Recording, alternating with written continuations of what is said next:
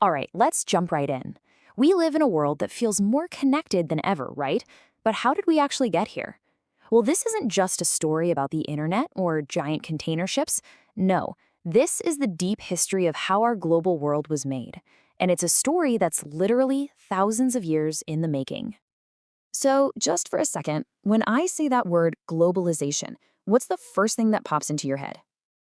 I'm guessing it's probably those massive container ships all stacked high, or maybe just the idea of the internet, connecting all of us in an instant. But the real story, the deep, winding history of how we all got so interconnected, well, it started long, long before any of that. It's an incredible tale of silk, silver, disease, and, of course, ideas. So let's go back and pull on the very first threads of this global web. We're heading way back to a time when the world was, you might be surprised to hear, already connected in some pretty amazing ways. I mean, just look at this timeline. The scale is incredible.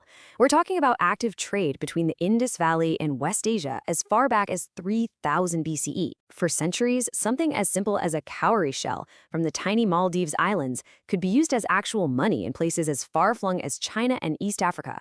And the famous Silk Routes? They weren't just a single road. They were this huge, sprawling network that linked continents for over 1,500 years. And that's the key thing to remember. These routes were about so much more than just silk. You had Chinese pottery and Indian spices heading west, while gold and silver from Europe flowed east. But here's the really cool part. These were also highways for culture and ideas.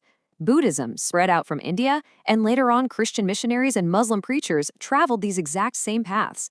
It just goes to show you, trade and cultural exchange have always, always gone hand in hand. Okay, let's fast forward now to the 16th century. This is a moment when the world started to shrink in a really dramatic and often pretty brutal way. European sailors found new sea routes, and suddenly, the connections between continents tightened with some truly explosive consequences. So after Columbus's voyages, the Americas were no longer isolated, and this kicked off what historians call the Great Exchange. From the Americas came foods that would literally change the world. Potatoes, maize, tomatoes. The humble potato, for example, allowed Europe's poor to eat better and live longer. But the exchange wasn't all good. From Europe came new animals, but also new germs. And the most powerful weapon the Spanish conquerors had? It wasn't their swords. It was smallpox. This quote from John Winthrop, a governor in New England, is just chilling. Because America's original inhabitants had been isolated for so long, they had absolutely no immunity to European diseases. Smallpox just ripped through communities, wiping out entire populations and basically paving the way for conquest. And the colonists, they didn't see it as a tragedy. They saw it as God literally clearing the land for them. But this new interconnectedness, it created brand new vulnerabilities. Remember that potato that transformed Europe? Well, when a disease destroyed Ireland's entire crop in the 1840s, it led to mass starvation. This number, 1 million, that's the estimated death toll. It's a stark reminder that this new world food system had a very dark side. Now let's jump ahead to the 19th century. This is really where technology and economics smashed together to create what we can finally call a true global economy, and it was built on three fundamental flows. So the first flow is the one we all know, trade in goods. But just look at that last number. Between 1820 and 1914, world trade didn't just grow, it exploded. We're talking a 25 to 40-fold increase. That's just wild. And this was mostly driven by the insane demand for raw materials like cotton and wheat to feed the new factories and the growing cities of industrial Europe. The second flow was people, a staggering, unbelievable movement of labor across the entire globe. Just think about it. Nearly 50 million people left Europe for the Americas and Australia alone. And worldwide, it's estimated that 150 million people crossed oceans and continents, all looking for work and a shot at a better life. This was human migration on a scale that had never been seen before. And the third flow was capital. Yep, money. To build all the infrastructure for this new global economy, the railways to haul the wheat, the harbors to ship the cotton, you needed massive amounts of investment. And that capital flowed out from financial hubs like London to fund projects all over the planet. So you see, these three flows, goods, labor, and capital, they were the engine of the entire 19th century world economy. So, how did this whole thing actually work in practice? Let's take a look. Britain got rid of its corn laws, which had been protecting its own farmers by limiting grain imports. Suddenly, cheap imported food poured into the country. British farms just couldn't compete. Many collapsed, and thousands of farm workers lost their jobs and had to migrate. At the same time, to meet all this new demand, huge new farmlands were being cleared in places like America and Australia, which, of course, required more labor and more capital. You can see the chain reaction, right?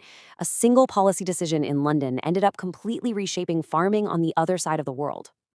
And technology, oh, it played such a huge part in this. Take the meat trade. Before the 1870s, you had to ship live animals all the way from America to Europe. It was super expensive, and a lot of animals didn't even survive the trip. So meat was a total luxury. But then came the refrigerated ship, a total game changer. Suddenly, you could slaughter the animals right at the source and ship the frozen meat, which slashed costs. Prices in Europe dropped, and for the very first time, many poor families could actually afford to eat meat. A single invention completely changed people's diets. But we absolutely have to remember the human cost behind this flow of labor. This is a quote from the testimony of an Indian indentured worker. Millions of people from India and China were sent to work on plantations and railways under these incredibly harsh contracts. It was a system that's often been called a new form of slavery. The conditions were brutal, and this quote just gives us a small, heartbreaking glimpse into the immense hardship these people faced. So, this intricate global web, so carefully built up over the 19th century, well, it turned out to be incredibly fragile. In the early 20th century, it didn't just fray at the edges, it catastrophically broke apart.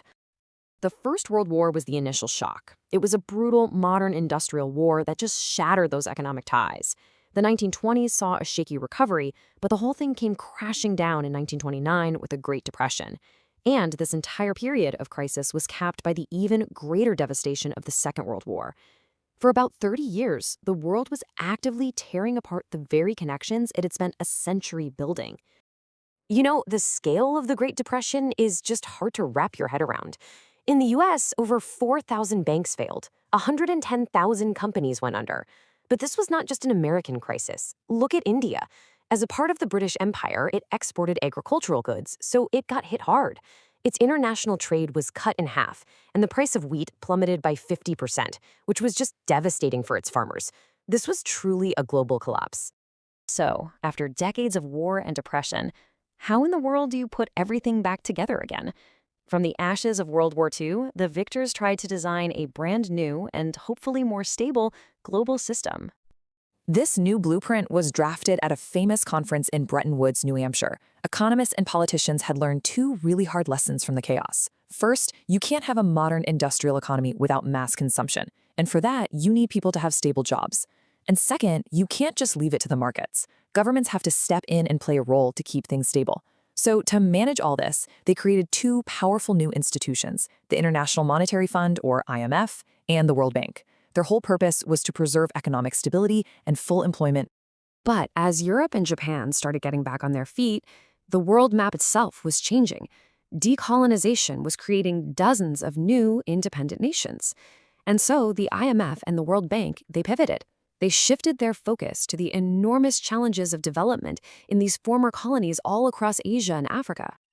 But, the Bretton Woods system didn't last forever. It came under a lot of pressure and eventually collapsed in the 1970s. And it was that breakdown that paved the way for the system we have now, the one with floating exchange rates, multinational corporations, and those complex supply chains that we call globalization today. Our current system is really just the latest chapter in this very, very long story. And that brings us right back to the present.